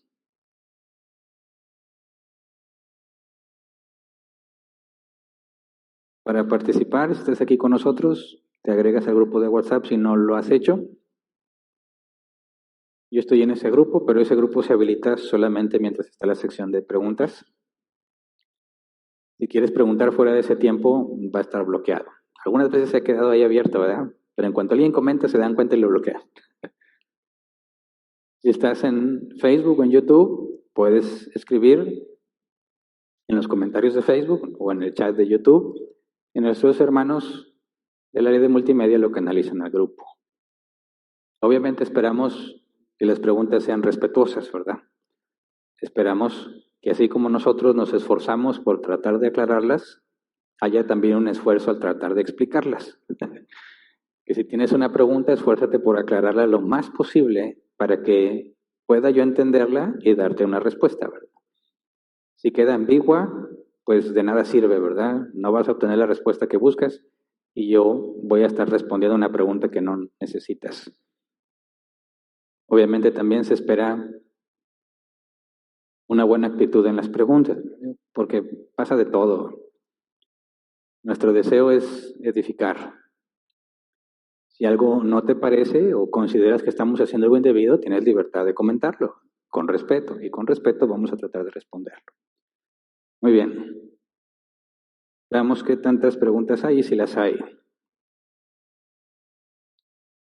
Pregunta, Antonio Fara, ¿se podría decir que Jesús es la manifestación de la gloria de Dios? Porque dice en Juan 1:14, y el verbo se hizo carne y habló entre nosotros, y vimos su gloria, gloria como del unigénito Padre, lleno de gracia y de verdad. Sí, pero todavía no llegamos a ese punto. Hebreos nos dice, ¿verdad? Jesús es la imagen del Dios invisible, es la gloria de Dios manifestada, pero no llegamos ahí todavía. Estamos apenas en un acercamiento a lo que es la gloria de Dios. Siguiente, dice aquí, Cristi, buenas tardes, pastor. ¿Cómo sabemos cuando Dios nos dice en el nombre de Jesús que vaya a hacer algo? Un ejemplo así como los discípulos que le dijeron al paralítico, levántate en el nombre de Jesús, como les dijo en ese instante, los discípulos ya sabían. Pues que mira, hay cosas que sabemos que debemos hacer en el nombre de Jesús, que lo único que requieres es leerlo en la Escritura. Por ejemplo, dice Jesús, si tu enemigo tiene hambre, dale de comer. Si tiene sed, dale de beber. ¿Tienes un enemigo? Mira, si vives la vida cristiana como es, vas a tener más de uno. ¿Te das cuenta que está en necesidad, está en una crisis económica? Tú puedes ir decirle, en el nombre de Jesús te traigo estos tacos. Y es correcto. ¿Por qué? Porque Jesús mandó que hiciéramos eso. Ahora, eso es muy distinto a querer estar así y que digas una voz como Ananías, no el de Zafira. Ananías el que sí era cristiano. Que Dios le dice, ve allá con Saulo. Y él le dice, pero Saulo, y como si Dios no supiera, ¿verdad? Bueno, ese tipo de situaciones, no hay nada en la Escritura que diga que no pueden pasar, pero obviamente puede que incluso nunca en la vida te pase una vez. Así que no estamos esperando ese tipo de manifestaciones y voces sobrenaturales. Hacer las cosas en el nombre de Jesús es lo que ya ha revelado y lo que ha manifestado, porque aunque Jesús no lo haya dicho o no haya quedado registrado en los evangelios, los apóstoles de Cristo son sus representantes, y lo que ellos digan es como si Jesús lo dijera. Por eso todo el Nuevo Testamento, donde no está Jesús escribiendo las cosas por sí mismo, sino es un apóstol o alguien supervisado por un apóstol, es palabra de Dios, porque son enviados por él. Entonces, si el apóstol Pablo dice que nuestra plática sea amena y de buen gusto, tú puedes decir, en el nombre de Jesús voy a hablar de manera amena y buen gusto, y es correcto. Así que nuestro enfoque no es tratar de determinar esas cosas sobrenaturales, que aunque pueden pasar, pero créeme, cuando pasen no vas a tener duda de que es Dios. No hay nada que puedas hacer ahorita para decir, si un día Dios me habla, ¿cómo voy a saber que es Dios? Pues no tengo idea de cómo te va a hablar, ni tú tampoco, y ni siquiera si lo va a hacer. Pero cuando Dios te hable, créeme, no vas a tener duda de que Dios te habló. Por eso no te preocupas por esas cosas. Lo que sí te preocupas es qué dice la Escritura y qué debo estar haciendo, porque eso es lo que debo hacer en el nombre de Jesús. Así que por las cosas sobrenaturales, no te preocupes. En el caso de los discípulos, seguramente a ellos se les manifestó en cada situación en la que estaban. Siguiente, Pedro Lozano, pastor, Dios le bendiga. La doctrina arminiana contradice la soberanía de Dios y cómo saber cuándo orar por sanidad por un enfermo. Tú siempre puedes orar por sanidad por un enfermo si sabes lo que es orar. Oramos no para cambiar los planes de Dios, sino para pedirle que nos enseñe a aceptar los suyos. Creo que fue Spurgeon quien lo dijo así. Orar es, del griego, intercambiar deseos con Dios. Puedes orar por todos los enfermos que quieras, pero la oración correcta, bíblica, es: Padre, yo deseo que los sanes. Todos los que estamos aquí deseamos que los sanes, pero no sea nuestra voluntad sino la tuya. Y esa es la manera bíblica de orar. Jesús nos enseñó: Padre, si es posible que pase de mí esta copa, mas no sea mi voluntad sino la tuya. ¿Verdad? Entonces, ¿puedes orar por un enfermo? Por supuesto que sí. ¿Por cuáles? Por todos los que tú quieras. Si oras bíblicamente, en ningún problema te vas a meter, porque sabes que al momento de que expresas tu deseo a Dios, solo va a suceder lo que Dios quiere que suceda. Así que le expreso mis deseos, pero le ruego a Dios que haga su voluntad. Y si oramos de esa manera, jamás se va a quedar sin cumplimiento. Porque si siempre cuando ores dices: Padre, mas no sea mi voluntad sino la tuya, siempre va a ser la suya, de manera que tu oración siempre será contestada. Por eso no hay ningún conflicto en que ores por los enfermos, ¿verdad? A menos que te quieras poner a: yo ordeno que la enfermedad se vaya. ¿Sabes qué? Mejor ahí cállate y no hables, porque estás haciendo lo opuesto a glorificar a Dios. Siguiente. Letson Araujo: ¿Dios necesita que su gloria sea manifestada? No, no es que lo necesite. Nos mandó a hacerlo. Dios no necesita de nadie. Hablamos del atributo de la seidad. Él no necesita nada, no se beneficia con nada, no le falta nada. Es perfecto. Tiene vida en sí mismo. Ahora, ¿Él necesita que le glorifiquemos? No. Glorificar al Padre es un beneficio para la humanidad. Y Dios tiene buena voluntad para con los hombres, ¿verdad? La voluntad preceptiva, la mejor oferta de parte de Dios. Y cuando nos ordena que glorifiquemos su nombre, no está pensando en un beneficio para Él o en una necesidad de Él, sino en el bien que se va a producir cuando los hombres experimenten eso. En algunos, para arrepentimiento, en otros, para condenación. Pero de todas maneras, hay beneficio cuando nosotros manifestamos la gloria de Dios por medio de nuestras acciones, pero nunca porque sea algo que Dios necesite. Siguiente, Alicia Guíñez: Pastor, cuando la persona dice que venga a su presencia, ¿es correcto?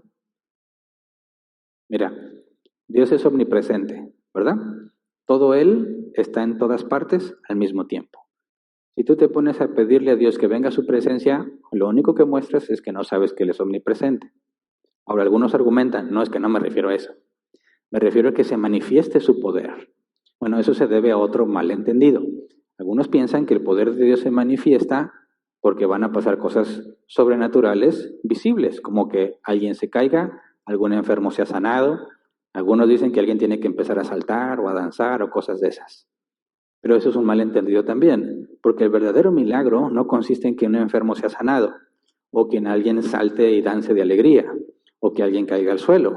El verdadero milagro es que te arrepientas de lo que estás haciendo. El verdadero milagro es que entiendas la palabra de Dios y la apliques. Y esos milagros suceden siempre que nos congregamos a estudiar la palabra de Dios. Entonces, si alguien dice: es que yo estoy pidiéndole que venga a su presencia y que se manifieste, también está en un malentendido y en un error, porque cuando tú hablas y enseñas la palabra de Dios fielmente, los milagros están pasando en la vida de todos. Todo el que lo comprende y lo asimila y se da cuenta de su pecado, eso ya es un milagro. Y es mucho más valioso que quitarte una enfermedad.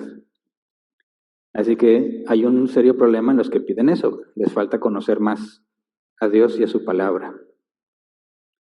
Siguiente, Doris dice: ¿cómo se manifiesta glorificar a Dios en tus compras del día a día? Como vestido, calzado, comida. Todavía no lo vemos. Para allá vamos, ¿verdad? ¿Se puede glorificar a Dios comprando unos zapatos? Sí, la manera que atiendes a la chica o al chico que te ayuda, ¿verdad?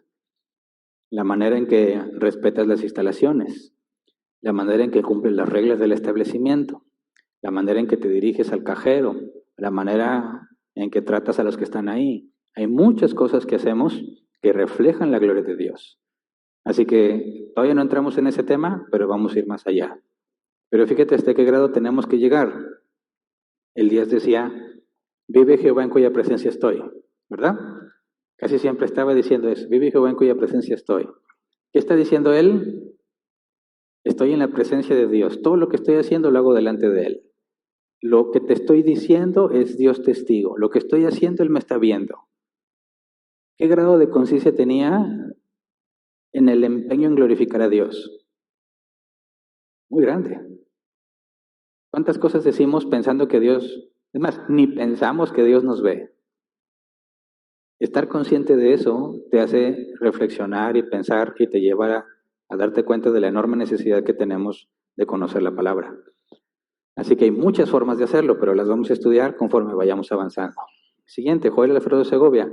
¿Cómo podemos explicar lo que sucedió en el bautismo de Jesús? Que escucharon la voz del Padre, este es mi Hijo amado, y no murieron los que le escucharon. Bueno, por lo mismo que sucede con distintas teofanías, ¿verdad? Escuchar audiblemente la voz de Dios, incluso los israelitas lo hicieron cuando estaban en el desierto, ¿verdad? Que era tan potente que ya no querían escucharlo. Lo que Dios le dijo a Moisés, no puedes ver mi gloria, está hablando no de una teofanía, sino de la gloria de Dios tal cual.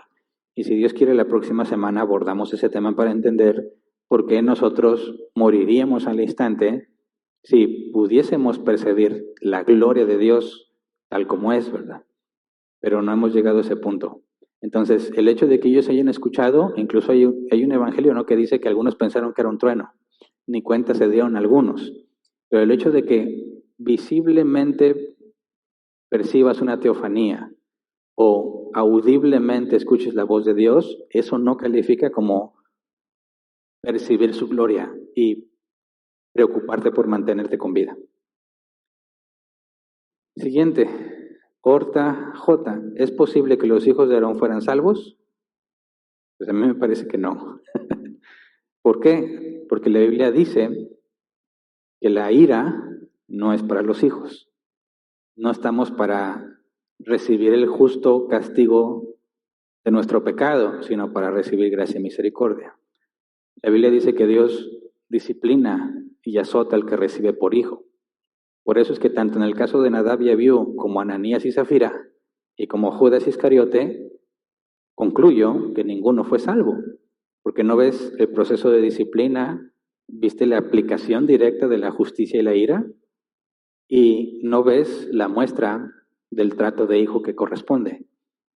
Obviamente la Escritura no lo afirma, pero me parece que con esos elementos no deberíamos dudar que claramente no eran hijos de Dios. Pero bueno, no podemos ser estrictos en eso. Alguien puede pensar que en el último instante mientras se quemaba, Dios le dio arrepentimiento. Es posible. Cuando lleguemos allá los buscamos. Si no los encontramos, ya tenemos la respuesta, ¿verdad? Siguiente. Si doy buen testimonio de creyente, aún sin hablar de Cristo, ¿glorifico a Dios? Sí, es posible glorificar a Dios sin que hables. Por ejemplo, vas en el tráfico, alguien está tratando de entrar al carril, nadie le da chance, y tú te detienes y le dices, nomás le haces la seña, y le alegras el día, ya glorificaste a Dios. Pero ni concepto de Dios va a tener, no, pero te aseguro que todas las personas cuando perciben una buena acción, se le atribuyen a Dios, aún los ateos dicen gracias a Dios, ¿verdad?